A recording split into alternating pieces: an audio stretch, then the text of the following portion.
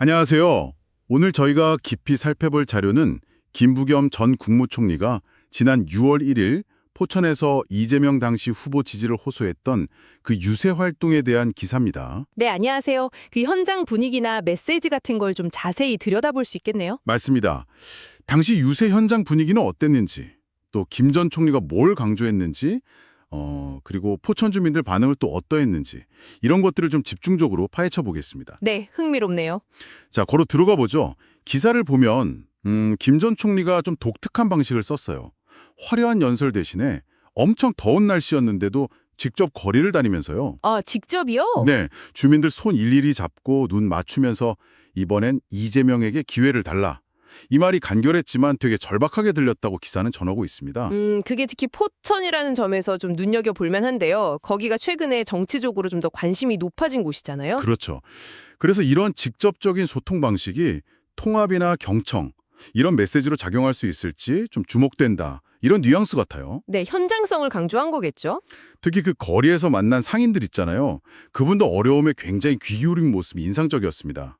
기사에 나온 예를 보면 네네. 내수 경기 너무 안 좋아서 힘들다는 상인분께 아이고 정말 아사 직전이라는 말이 실감난다 이렇게 위로도 하고 정부 역할에 대해서도 언급했다고 하고요. 아, 직접 공감을 표현했군요. 네, 심지어 만두 가게에서 선거 운동원들 간식도 직접 사기도 했고요. 네, 그런 모습들이 이제 경제적 어려움을 직접 듣고 공감대를 만들려는 시도로 볼 수 있죠. 네, 근데 이게 단순히 감성적으로 다가가는 것 이상으로 이어질 이재명 후보의 어떤 정책 역량 강조 이런 것과 연결하려는 전략으로 해석될 여지가 있습니다. 왜냐하면 유권자들은 결국 자기 어려움을 알아주고 해결해줄 사람을 찾으니까요. 아, 그렇군요. 그런 맥락에서 김 전 총리가 이재명 후보를 일을 할 줄 아는 사람 이렇게 딱 규정을 했어요. 그렇죠. 성과를 내세운 거죠. 네, 성남시장 때 뭐 청년수당이나 지역화폐로 골목상권 살렸다 이런 구체적인 실적을 제시했고요. 이재명과 민주당이 국가 운영하면 국민들이 경제하고 싶은 마음 들게 만들 거다 이런 자신감도 보였다고 합니다. 예, 그 지역화폐 같은 경우는 특히 체감도가 높은 정책이잖아요. 맞아요. 그 소그룹 채소 가게 주인분도 지역화폐 경험 좋았다고 반응했다는 내용도 있고요. 바로 그겁니다. 그러니까 과거의 어떤 구체적인 성공 사례 이걸 근거로 미래에 대한 기대를 만들려는 거죠. 이걸 국가 전체로 확장하면 비슷한 긍정적 효과가 있을 거다 이런 믿음을 주려는 의도로 읽힙니다. 경제 문제뿐만 아니라 민주주의나 국민 통합 같은 가치적인 메시지도 강조됐습니다. 네, 그 부분도 중요하죠. 김 전 총리가 계엄과 내란에 책임 있는 세력 이런 좀 강한 표현을 쓰면서 국민이 지켜낸 민주주의, 헌법 질서 바로 세울 이재명과 민주당에게 기회를 달라고 호소했어요. 상당히 강한 어조네요. 특정 세력을 겨냥한 발언으로 보이는데. 네, 그렇죠. 그러면서 또 정치가 국민 곁을 떠나 있으면 삶의 현장엔 절박함만 남는다. 이렇게 통합과 상생의 중요성도 같이 역설했고요. 여기서 이제 질문이 생기는 거죠. 왜 경제 회복이라는 현실적인 문제랑 민주주의 수호라는 가치를 이렇게 연결했을까? 네, 왜 그랬을까요? 이건 아마 특정 정치 세력에 대한 비판을 통해서 자신들이 민주적 정당성도 있고 또 국민 통합의 적임자다. 이걸 좀 부각하려는 전략일 수 있습니다. 그리고 포천 지역 민심이 좀 나뉠 수 있는 상황에서 이걸 하나로 모으려는 의도도 있지 않았을까 싶고요. 아, 다층적인 전략이군요. 미래 세대에 대한 약속도 있었어요.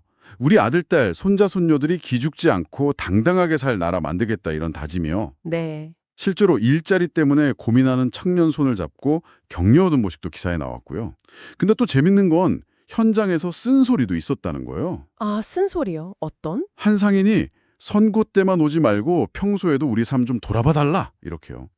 근데 김 전 총리가 이걸 그냥 넘기지 않고 낮은 자세로 들으면서 국민 눈높이에 맞는 국정 운영하겠다고 약속했다고 합니다. 네, 그게 중요하죠. 심지어 자신을 인도인이라고 밝힌 외국인 분이 이주 노동자 정책에 대해 질문하기도 했다네요. 그런 비판이나 다양한 목소리까지 경청하는 태도, 이게 사실 정치적 신뢰를 쌓으려는 노력으로 볼 수 있습니다.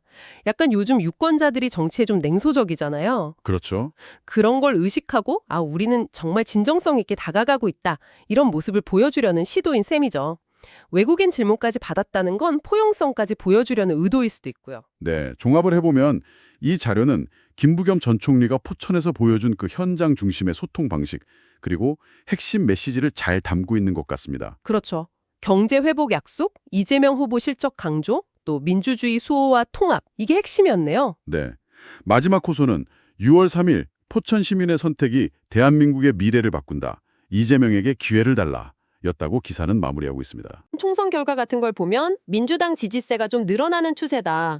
그래서 이번 방문이 지지층 결집이나 부동층 공략에 긍정적일 수 있다. 뭐 이런 평가도 덧붙였고요. 네. 현장 주민들 반응도 비교적 긍정적이었다고 전하고 있고요.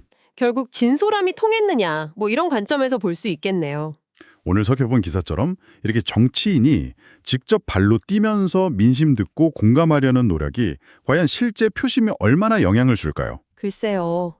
그 효과는 측정하기 어렵지만 중요한 시도임에는 틀림없죠. 그리고 이런 현장 중심, 스킨십이라고 하죠. 이런 소통 방식이 앞으로 선거운동에서 계속 효과적일지 아니면 또 다른 방식이 필요하게 될지 이런 점들을 생각해 보는 것도 흥미로운 것 같습니다.